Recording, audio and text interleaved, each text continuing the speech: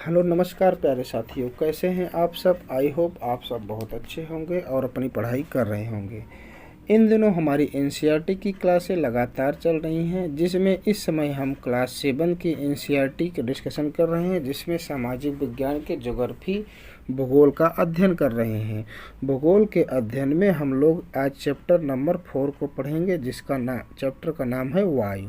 इसके पहले हम चैप्टर नंबर 3, 1, 2 पढ़ चुके हैं। अगर आपको देखना हो तो जाके हमारे प्ले लिस्ट में देख सकते हैं।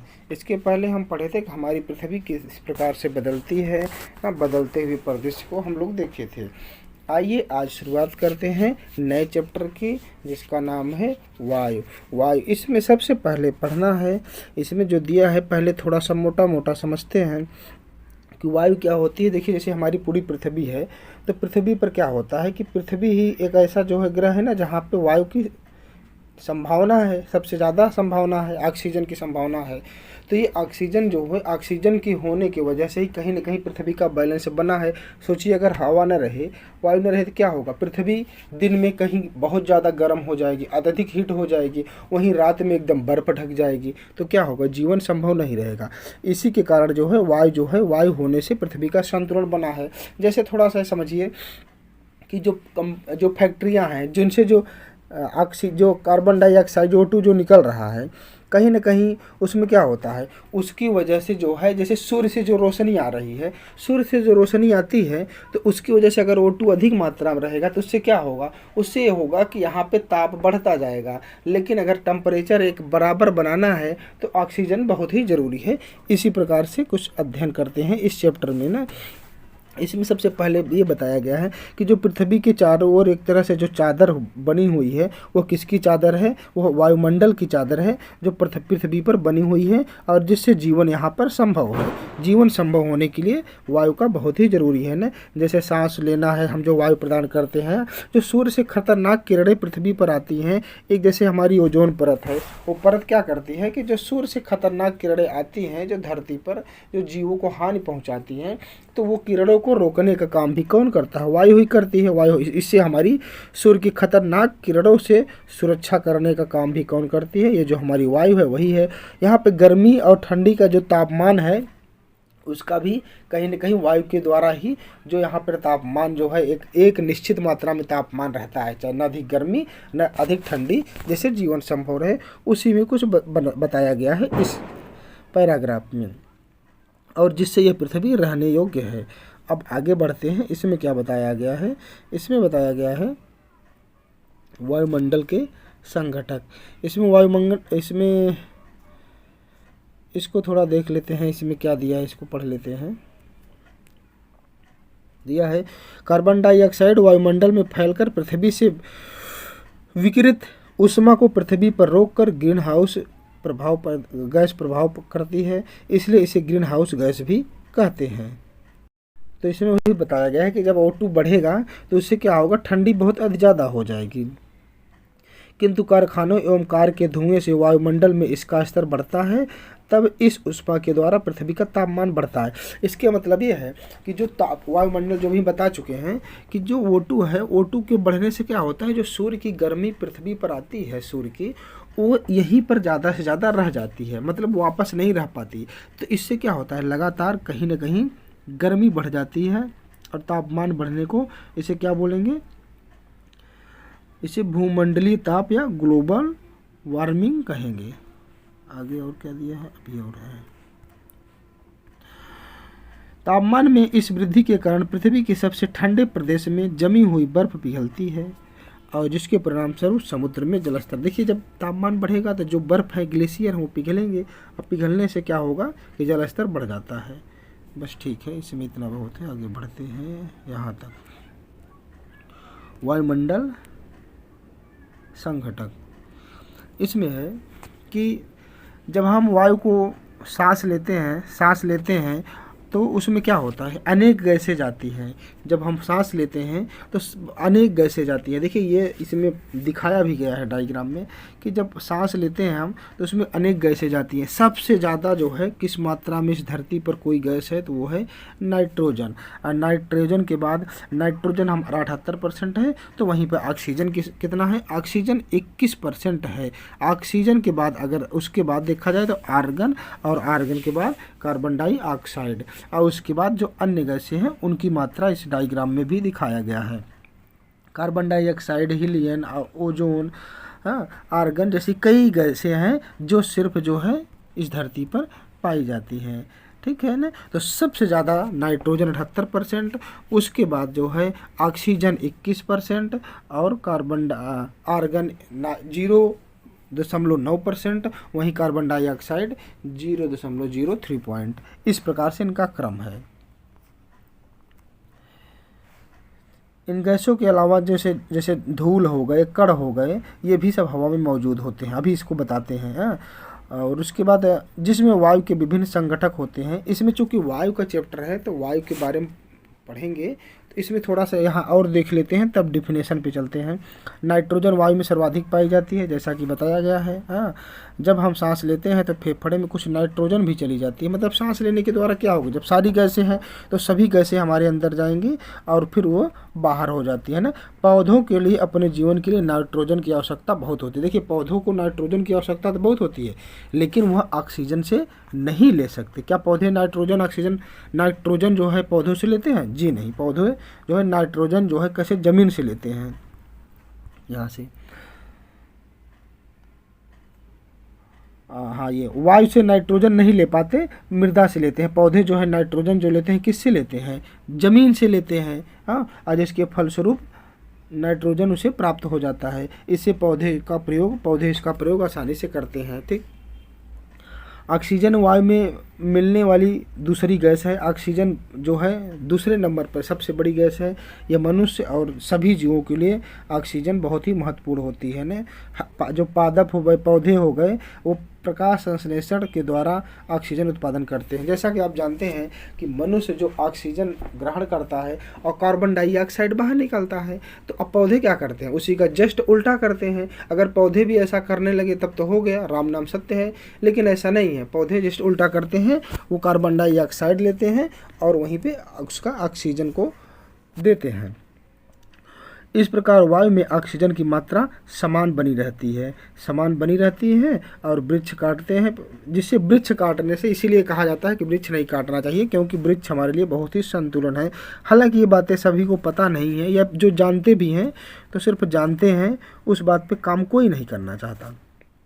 कार्बन डाइऑक्साइड अन्य महत्वपूर्ण गैस है। जैसे पादप, पौधे, उसमें दिया है, पौधे अपना भोजन बनाने के लिए कार्बन डाइऑक्साइड का प्रयोग करते हैं, ऑक्सीजन वापस करते हैं। मनुष्य, पशु कार्बन डाइऑक्साइड बाहर निकालते हैं। मनुष्य तथा पशुओं द्वारा छोड़ी जाने वाली कार्बन डाइऑक्साइड की मात्रा पौधों द्वारा प्रयोग की जाने वाली गैस के बराबर होती है, जिससे यह संतुलन बना रहता है। परंतु संतुलन कोयला, खनिज तेल आदि ईंधन को जलाने से गड़बड़ा रहा है। कैसे गड़बड़ा रहा है कि मनुष्य बराबर पौधे तो चल जा रहा है काम, लेकिन मनुष्यों के साथ साथ जो हमारे यहाँ फैक्ट्रियाँ हैं, गाड़ी मोटर है, वाहन है, उनसे जो निकल रहा है कहीं ना कहीं वो मात्रा बढ़ रही है। वायुमंडल में प्रतिवर्ष करोड़ों टन जो है कार्बन डाइऑक्साइड बढ़ोतरी हो रही है, और जिसके परिणाम स्वरूप कार्बन डाइऑक्साइड क्या हो रहा है कि कार्बन डाइऑक्साइड जब इतना बढ़ेगा तो लगातार कार्बन डाइऑक्साइड की कहीं न कहीं संख्या बढ़ रही है वायुमंडल में, और यह हमारे जलवायु को प्रभावित करता है। यहाँ कुछ इंपॉर्टेंट टॉपिक दिए, इसे आप देख लेना। आगे बढ़ते हैं। ये कुछ दिया है कि जिस प्रकार से जो ग्लोबल वार्मिंग हुई है उसकी कुछ कटिंग दिया है न्यूज़पेपर के। अब यहाँ से चलते हैं वायुमंडल की संरचना, इसको देखेंगे।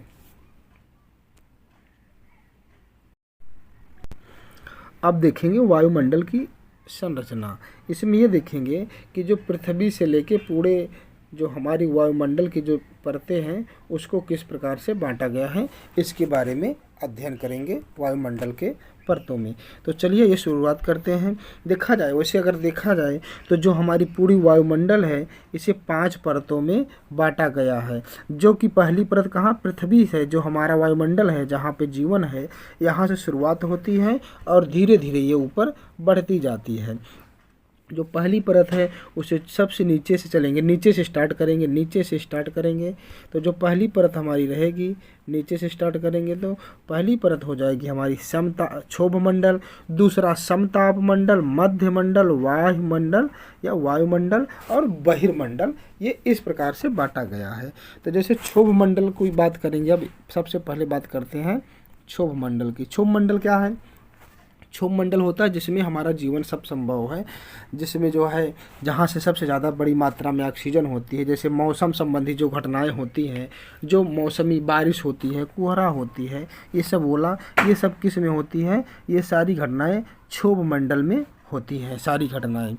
इसके बाद जो सेकेंड है समताप मंडल। अब देखिए समताप मंडल जो है, क्षोभ मंडल जो माना जाता है वो माना जाता है 13 किलोमीटर तक। वही जो समताप मंडल है, समताप मंडल उसके ऊपर का 50 किलोमीटर के ऊंचाई तक यह फैला होता है ना।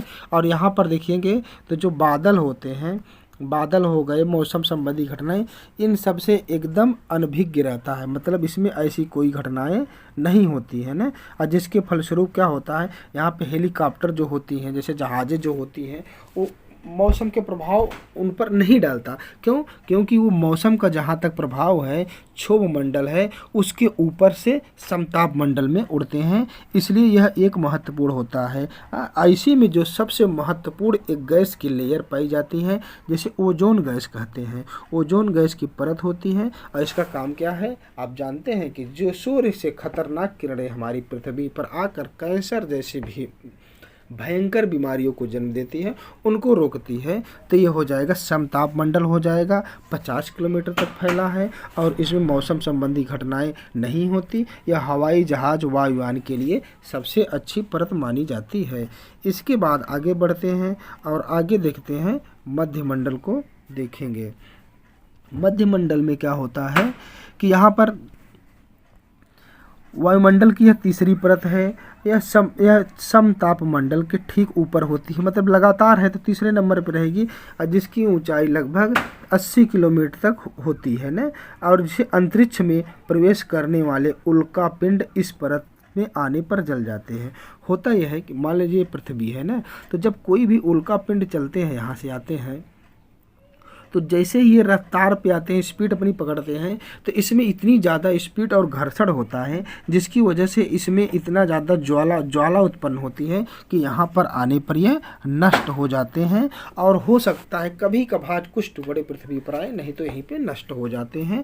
तो ये महत्वपूर्ण एक मंडल है जिसे मध्य मंडल के नाम से जाना जाता है।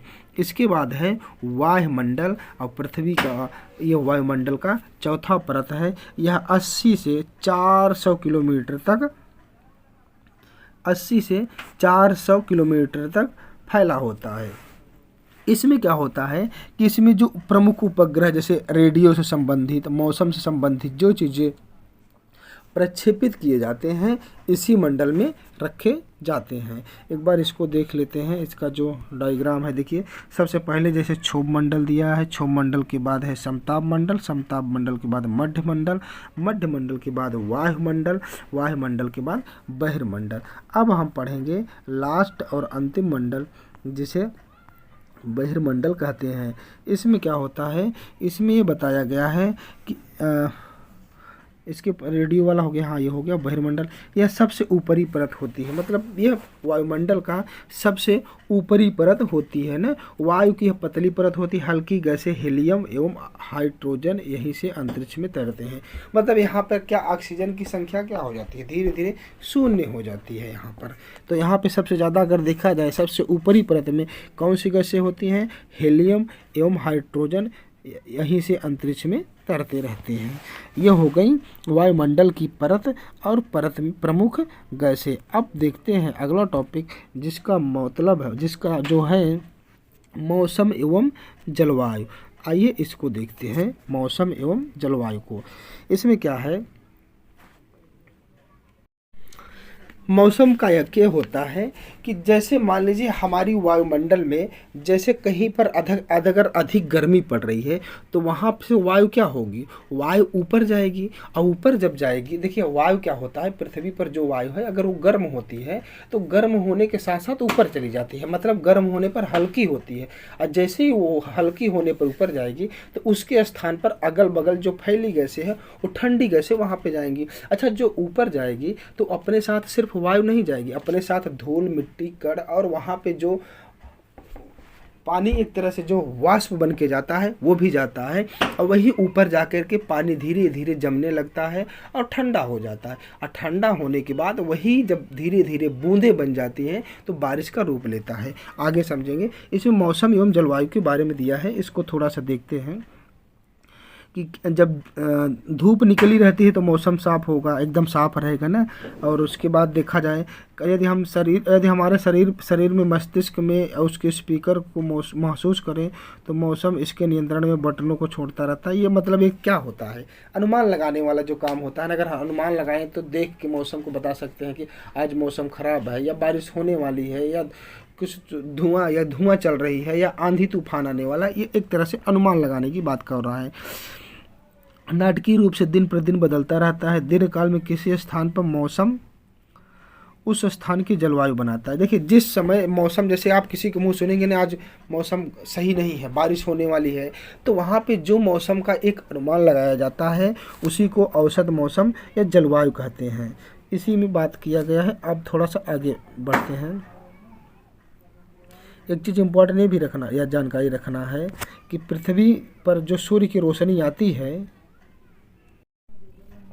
उसका जो ताप है वो कौन सा 2 अरबवा भाग ही प्राप्त होता है, मतलब इतना गुना भाग हमें बाद प्राप्त होता है।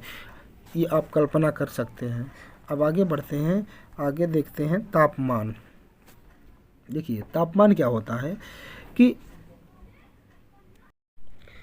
जब हम वायुमंडल में जो हमारे यहाँ मौसम होती है, धूप निकलने के बाद या धूप न निकलने के बाद भी एक दिन का जो मौसम हम निकालते हैं कि आज कितना गर्मी है, कितना गर्मी ठंडी है, तो वही एक तापमान होता है, वायुमंडल का तापमान होता है। वायु में मौजूद ताप एवं शीतलता के परिणाम स्वरूप तापमान होता है।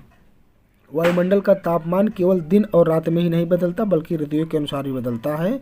शीत ऋतु की अपेक्षा ग्रीष्म ऋतु में ज़्यादा गर्मी होती है। कहने का तात्पर्य है कि जैसे ये जो तापमान होता है, जाहिर सी बात है दिन में थोड़ा सा कहीं ना कहीं गर्मी और ताप रहेगी तो वहीं रात में मौसम ठंडा और जो है थोड़ी सी गर्मी की अनुभूति नहीं होगी। लेकिन साथ में दिन रात के होने साथ साथ ऋतुओं के अनुसार भी, जैसे इधर नवंबर दिसंबर में अत्यधिक ठंडी का होना तो मई जून में अत्यधिक गर्मी का होना, अगस्त सितंबर में कम गर्मी का होना, तो यही सब लगा रहता है ऋतुओं के अनुसार। इसके बाद देखते हैं आतपन। आतपन क्या होता है कि जो सूर्य से जो आने वाली ऊर्जा जो होती है, एक तरह से जो उसका वितरित होकर सूर्य से वहाँ से चल करके एक पृथ्वी पर आती है और पृथ्वी पर आने पर यह कहीं ना कहीं पृथ्वी को प्रभावित करती है। और जो आने पर कहीं किसी प्रकार से प्रभावित करती है उसे आतपन कहते हैं। इसमें ज़्यादा इम्पोर्टेंट नहीं है। आतपन सूर्य की मात्रा भूमध्य रेखा ध्रुवों की ओर घटती है, इसलिए तापमापी उसी प्रकार घट जाता है। इसको अभी थोड़ा आगे पढ़ते हैं। इसमें क्या दिया है थोड़ा सा ये देखते हैं। वायुदाबी यंत्र क्या होता है, वायु को मापता। तापमापी ताप को मापता है। वर्षामापी, हाँ, इस प्रकार से दिया है। ये देखिए सिंबल दिया है कि क्या है, हमारे पवन की दिशा बताता है, ठीक है ना। और ये जैसे खुले आसमान में कोई एक रख करके वर्षा को बताना, ये ताप का बताना, ये दिया गया है। आगे बढ़ते हैं। अब इसमें देखेंगे कि जो ध्रुव बर्फ से ढक चुके होते हैं। होता क्या है कि जब पृथ्वी पर तापमान अत्यधिक बढ़ जाएगा और जब तापमान बढ़ेगा तो यहाँ पर क्या होगा, गर्मी बहुत ज़्यादा पड़ने लगी। जब तापमान बढ़ेगा गर्मी होगी तो कुछ फसलों का जो होना है वो नहीं हो पाएंगी ना। गाँवों की अपेक्षा नगरों का तापमान अधिक होता है। अच्छा देखिए होता क्या है कि गाँव में एकदम खुला मौसम है तो सीधे जो है उष्मा का जो है पृथ्वी से पहुँचे, पृथ्वी के बाद से फिर वो अपना अपना रिफ्लेक्ट हो करके एक तापमान का बना रहता है। लेकिन शहर में क्या होता है कि ये मकानों में जाके कहीं ना कहीं ज़मीन पे पहुंच नहीं पाती, तो मकान जिससे हिट होते हैं और उसके बाद यहाँ पे एक तापमान का लेवल बढ़ जाता है। तो गांव की अपेक्षा तापमान जो है शहर का ज़्यादा गर्म हो जाता है। दिया है ना, नगर के भीड़ वाले ऊंचे भवन गर्म वायु को रोक लेते हैं, जिससे नगरों का तापमान बढ़ जाता है।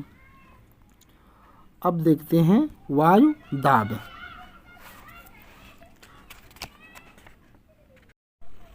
इसमें क्या दिया है, इसमें बताया है कि हमारे शरीर का उच्च ताप के साथ बल लगती है। जैसे हमारी शरीर है तो जहाँ है तो हमारे शरीर पर वायु का एक दाब लगा रहता है, बट हमें इस बात का एहसास नहीं होता। वहीं अगर हमें इसे अगर समझना है कि हम जो है हमारे शरीर पर कितना ताप है, दाब लगा हुआ है वायु का, तो हमें ऐसी जगह पे जाना होगा जहाँ पे वायु दाब निम्न हो या पृथ्वी से बहुत कम हो। यह कैसे अनुमान लगाएंगे, जब हम पृथ्वी से ऊपर जाएंगे, जैसे ही पृथ्वी से ऊपर की ओर जाएंगे तो हमारे वायु का दाब क्या होता है, कम होता है। जैसे हमारी शरीर की क्या नसें क्या हैं, अगर आप पृथ्वी पर देखेंगे नॉर्मल हैं और वायु दाब कम रहेगा, ऊपर जाएंगे तो आप जाके देखेंगे कि एकदम ये फैल जाएंगी, जैसे हमारी एकदम नसें क्या हुई, फूल गई हो, सूज गई हो। तो वहाँ पे हमें इस बात का एहसास होगा। वहीं पृथ्वी से नीचे जैसे हम समुद्र की ओर जाएं तो ये दाब और बढ़ जाएगा, हमें घुटन जैसा लगने लगेगा, मतलब और दाब एकदम ऐसा लगेगा कि हमें कोई दाब के रखा है। तो कैसे घटे दाब, कब घटेगा और कब बढ़ेगा, पृथ्वी से जैसे ऊपर की ओर जाएंगे तो यह दाब हमारा घट जाएगा, अर्थात दाब हमारे ऊपर कम रहेगा। वहीं पृथ्वी से अंदर जब हम जाएंगे तो हमारा दाब क्या होगा, दाब हमारे ऊपर बढ़ जाएगा। ये यहाँ पर दिया गया है कि भार लगाया था दाब। अब क्या, पृथ्वी की सतह पर वायु के भार द्वारा लगाया गया दाब वायु दाब कहलाता है। मतलब पृथ्वी पर जो हम हैं वो वायु जो दाब लगाती है उसे वायु दाब कहते हैं। देखिए वही दिया, ऊपर जाने पर तेजी से यह जो है गिरने लगता है, वहीं समुद्र में जाने पर सर्वाधिक होता है, ऊंचाई पर जाने पर घट जाता है। अधिक तापमान वाले क्षेत्रों में वायु गर्म होकर ऊपर उठती है, यह निम्न दाब क्षेत्र बनाता है। निम्न दाब बादल युक्त आकाश एवं नम के मौसम के साथ जुड़ा रहता है। यहाँ से कहने का तात्पर्य यह है कि अगर जैसे कि जब बादल कैसे बनते हैं, जब कहीं पर दाब गर्मी अधिक बढ़ी तो वहाँ की वायु उड़ के बाहर चली गई, ऊपर चली गई। वायु जब ऊपर उड़ेगी तो अपने साथ धूल मिट्टी और वर्षा की जो नम है वो भी लेके जाएगी, एक तरह से वाष्प लेके जाएगी, ऊपर जा के वो जमती रहेगी और वहीं पर वहाँ पे ठंडी वायु आके उस स्थान को घेर लेगी। तो इससे क्या होगा, इससे जो है वहाँ पे बादल युक्त आकाश का निर्माण हो जाता है। कहते नहीं कि आज मौसम सही नहीं है, बारिश होने वाली है। वहीं पर क्या होता है, कम तापमान वाले क्षेत्रों में वायु ठंडी होती है। कहने का तात्पर्य कि जहाँ तापमान कम रहेगा वहाँ पे वायु ठंडी रहेगी और इसके फलस्वरूप यह भारी होती है। भारी वायु होकर उच्च दाब क्षेत्र बनाती है। उच्च दाब के कारण स्पष्ट एवं स्वच्छ आकाश होता है। वायु सदैव उच्च दाब से निम्न दाब की ओर बढ़ती है। ये जो इतना टॉपिक है इसके कहने का मतलब बता रहा हूँ। इसके कहने का तात्पर्य है कि जब वायु वहाँ पे गर्म होकर ऊपर जाएगी तो अपने साथ धूल मिट्टी लेके जाएगी, तो मौसम में एक बादल जैसा जो छा जाएगा, तो कहीं ना कहीं हमें मौसम साफ नहीं दिखाई देगा। क्यों नहीं दिखाई देगा, क्योंकि गर्म वायु अपने साथ धूल ले गई है, मिट्टी ले गई है और वहाँ पे वर्षा का निर्माण हो रहा है, तो साफ नहीं दिखाई देगा। तो ये कहाँ पे ऐसा हो रहा है, जहाँ पे गर्म वायु है। वहीं पर जहाँ ठंडी वायु रहेगी वहाँ पे ये क्रिया नहीं होगी, तो वहाँ का मौसम एकदम साफ रहेगा। तो इसमें यही बताया है कि कैसे मौसम साफ हो रहता है और कैसे मौसम बिगड़ा हुआ दिखाई देता है। अब बात करेंगे पवन की। अब पवन में पहले क्या होता है, पवन को पहले इसको समझते हैं। पवन में भी सेम यही कहानी है। जो हमारी पृथ्वी रहेगी, पृथ्वी में क्या होगा कि जो मुख्य रेखाएं हैं, इन रेखाओं पर जहाँ पर अधिक गर्मी पड़ेगी, जैसे यहाँ गर्मी पड़ रही है, यहाँ पड़ रही है, तो यहाँ पे क्या होगा, यहाँ पे निम्न वायु दाब कैसे बनेगा कि यहाँ की वायु जब गर्मी अधिक पड़ेगी तो यहाँ की वायु क्या होगी, बाहर भागेगी। जैसे वायु यहाँ से बाहर भागेगी तो यहाँ से वायु बाहर भागेगी तो जो ठंडी वायु है यहाँ आके प्रवेश करेगी। तो आप यहाँ देखेंगे कि यहाँ की वायु जब गर्म होकर बाहर जा रही है तो बगल की ठंडी वायु यहाँ आ रही है। ठीक उसी प्रकार से यहाँ अधिक गर्मी है तो यहाँ की भी वायु जाएगी। तो इस प्रकार से पवनों का कुछ क्रम आप ऐसे देखेंगे कि पवन कुछ इस प्रकार से बह रही है। अभी इसी को देखेंगे। आइए देखते हैं, उच्च दाब क्षेत्र से निम्न दाब क्षेत्र की वायु गति को पवन कहते हैं। उच्च दाब मतलब क्या होता है, उच्च दाब क्षेत्र से निम्न मतलब यहाँ पे जो गर्म हवा है अगर यहाँ से इधर चल रही है तो ये होता है कि यहाँ पे निम्न दाब रहेगा। ठीक, निम्न दाब रहेगा तो यहाँ उच्च रहेगा तो यहाँ पे से यहाँ जाएगी।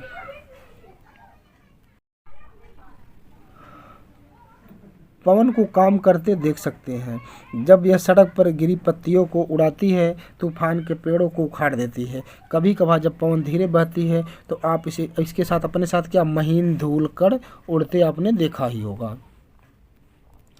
कभी कभी पवन इतनी तेज होती है कि इसके विपरीत दिशा में चलना कठिन हो जाता है ना। आपने अनुभव किया होगा कि तेज पवन छाता को उड़ा ले जाती है ना। उदाहरण के लिए जैसे दिया, तेज पवनों के कारण समस्या उत्पन्न होती है। पवनों को मुख्य 3 प्रकार से विभाजित किया गया है। अब देखेंगे इसमें जो प्रमुख पवनें हैं उसको देखेंगे कौन कौन सी पवनों को मुख्य रूप से विभाजित किया गया, जिसमें स्थानीय पवनें, मौसमी पवनें और व्यापारिक पवनें हैं। इसके बारे में अब डिटेल से अध्ययन करेंगे, पवन कैसे बहती है। अच्छा, यहाँ पे ये देखिए, ये डायग्राम इसी तरह से कुछ बना के दिया है। स्थानीय पवनें देखिए, ये जो दिया है ये पूरा यहाँ पे, हाँ ये जो दिया है इसमें यही बताया है कि जो जहाँ पर देखिए उच्च दाब जहाँ जहाँ बनेगा, जहाँ जहाँ उच्च दाब बनेगा तो उच्च दाब बनने से जहाँ निम्न दाब रहेगी वहाँ पर क्या होगा, उच्च दाब की वजह से हवा वहाँ की आगे बढ़ेगी और निम्न दाब जहाँ रहेगा वहाँ पे जाएगी। देखिए यहाँ पे जैसे उच्च दाब है तो यहाँ से हवा जाएगी, कहाँ जाएगी, जहाँ निम्न दाब रहेगा। जहाँ जहाँ निम्न दाब रहेगी वहाँ वहाँ पवनें अक्सर वहीं पे जाया करेंगी। ये देखिए निम्न दाब मैं इंगित कर रहा हूँ। कहने का तात्पर्य है कि जब ये लाइन मान लेते हैं थोड़ी देर के लिए, जब यहाँ पर निम्न दाब यहाँ पे बनेगा तो यहाँ की पवनें क्या होंगी, यहाँ की पवनें बाहर जाएंगी। तो जो उच्च दाब की वायु पवनें हैं यहाँ आके तुरंत अपना स्थान घेरेंगी। ज़्यादा इम्पोर्टेंट ये नहीं है, बस थोड़ा समझना है कि कैसे बनता है, तो पवनें अपना स्थान कैसे बदलती हैं। अब जो पवनें बदलती हैं तो किस प्रकार से हवाओं का क्रम होता है, ये बताया गया है इस डायग्राम में। अब पवनों के प्रकार दिया है। स्थानीय पवनें क्या है, व्यापारिक पश्चिम एवं पूर्वी पवनें स्थानीय पवनें कहलाती है। वर्ष भर लगातार निश्चित दिशा में चलती है। जैसे जो पश्चिमी पवनें होती हैं, जैसे आप अक्सर ये आपने देखा होगा कि जो पश्चिम से ओर होती है, पछुआ हवा होती है, वो अक्सर हर समय देखने को मिलती है। वहीं आप अगर गर्मियों के दिन में चले आएंगे तो सबसे ज़्यादा देखने को मिलेगा। मौसमी पवनें क्या होती हैं, ये पवनें क्या होती हैं, ये अपनी दिशा बदलती रहती है ना। जैसे भारत में जो मानसून है वो कहीं ना कहीं कहाँ से होता है, जैसे बारिश जो बंगाल खाड़ी से जो चक्रवाती तूफान या हवाएं चलती हैं तो ले जाकर के भारत में किस प्रकार से बारिश करती है, अभी आगे इसको अच्छे से देखते हैं। स्थानीय पवनें क्या होती हैं, ये छोटे क्षेत्र में वर्ष या दिन में किसी विशेष समय चलती है। जैसे एकाएक आप देखे होंगे कि अरे पूर्वइया हवा चलने लगी, तो ये छोटे छोटे रूपों में अपना बदलती रहती है ना। जैसे ये क्या होती है, समुद्री सीमा होती हैं। भारत के उत्तरी क्षेत्र की गर्म एवं शुष्क स्थानीय पवनें होती हैं, जैसे लू भी कहते हैं। मतलब ये हवाएं पूरे विश्व में एक तरह से नहीं चलती, अपना स्थानों पर अपने हिसाब से चलती हैं। अब इसमें चलते हैं आगे, देखते हैं इसमें क्या एक दिया है, एक चक्रवात का दिया है। इसमें एक चक्रवात दिया है, इसमें चक्रवात दिया है कि जो एक आया था, चक्रवात आया था, ये उड़ीसा में आया था, पश्चिम बंगाल से खाड़ी से उठने वाला चक्रवात था। ये 1999 के आसपास आया था और जिसमें 260 किलोमीटर प्रति घंटे की तेज से पवनें 36 घंटा से अधिक चली थी। तो कितनी बड़ी तबाही हुई होगी आप अनुमान लगा सकते हैं। आगे बढ़ते हैं। अब है अगला टॉपिक है आर्द्रता। आर्द्रता क्या होती है, जैसा कि पहले बता चुके हैं कि आर्द्रता यही होती है कि जो कहीं ना कहीं जो पवनों में, हवाओं में जो एक तरह से जल वाष्प होकर के हवाओं के द्वारा जा कर के वहाँ उसमें जल वाष्पों में मिल जाता है, तो उसे जल वाष्प कहते हैं ना। जल वाष्प कहते हैं, जिसे आर्द्रता कहते हैं ना। जल वाष्प की मात्रा अधिक होती है उसे हिमाद्र कहते हैं ना। मतलब जब वायु के साथ साथ अधिक मात्रा में जल वाष्प होता है उसे हिमाद्र कहते हैं। वायु गर्म हो जाती है, इसकी जल वाष्प की धारणा करने की क्षमता होती है और इस प्रकार यह अधिक आर्द्र हो जाती है। दिन में कपड़े दिन में क्यों, देखिए जब होता क्या है, वायु जब नम रहेगी तो कपड़ा कहाँ से जल्दी सूखेगा, वहीं जब वायु एकदम तपी हुई रहेगी गर्मियों के दिनों में तो आर्द्रता होने पर कपड़े न सूखने का कारण यही है कि वायु तो ऑलरेडी नमी हुई है वायु में, तो कपड़े की जो वो पानी है उसको कहाँ से सुखा पाएगी। हाँ, हमारे शरीर से पसीना आसानी से नहीं सूखता, सहज महसूस करते हैं, यही कारण है इसमें दिया गया है। अगला है जलवाष्प ऊपर उठता है तो यह ठंडा, वही चीज़ जो मैंने बता चुका हूँ एक बार कि जब वो जलवाष्प जो है ना पृथ्वी से जब ऊपर उठता है तो ठंडा हो जाता है और वाष्पीकृत होकर ठंडा होकर जल की बूंदें बनता है और फिर बूंदें बनकर यह धीरे धीरे जल की इतनी भारी बूंदें हो जाती हैं कि वायु में तैर नहीं सकती और ये वर्षण का नीचे वर्षण या वर्षा होकर के नीचे आती हैं ना। जैसे आपने कभी हवाई जहाज़ का दिया, अच्छा कभी आपने नोटिस किया होगा कि कोई हवाई जहाज़ जब वायु के सतह से जाती है, वायु में जाती है, तो उसके पीछे एक देखा होगा कि आपने एक वाइट कलर की एक लाइन बन जाती है। उसका कारण यही है कि वायु से जो निकलने वाला उसकी जो ऊष्मा है गर्म रहती है और वायु में हमेशा जो है कहीं ना कहीं नमी बनी हुई है, तो दोनों आपस में मिलने की वजह से उस तरह से एक रेखा बन जाती है। अब यहाँ दिया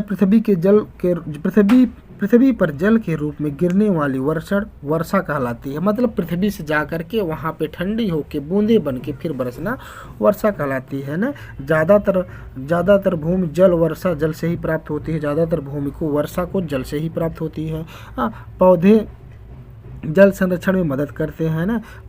पहाड़ों से जब पेड़ काटे जाते हैं तो जल अनावृत पहाड़ों से नीचे बहता है, नीचे इलाकों में बाढ़ का कारण बन जाता है। और इस प्रकार से क्रिया विधि आधार पर वर्षा के 3 प्रकार होते हैं और जो वर्षा के प्रकार बताया गया है इसको लास्ट टॉपिक है, इसको देख लेते हैं। पहला क्या है, संवहनी वर्षा, पर्वतीय वर्षा और चक्रवाती वर्षा, ये दिया भी है, इसको थोड़ा सा यहाँ मैप से देखते हैं।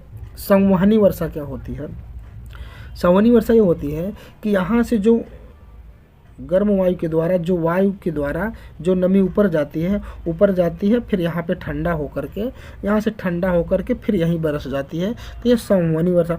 पर्वतीय वर्षा क्या होती है कि इसमें क्या होती है, इसमें जहाँ से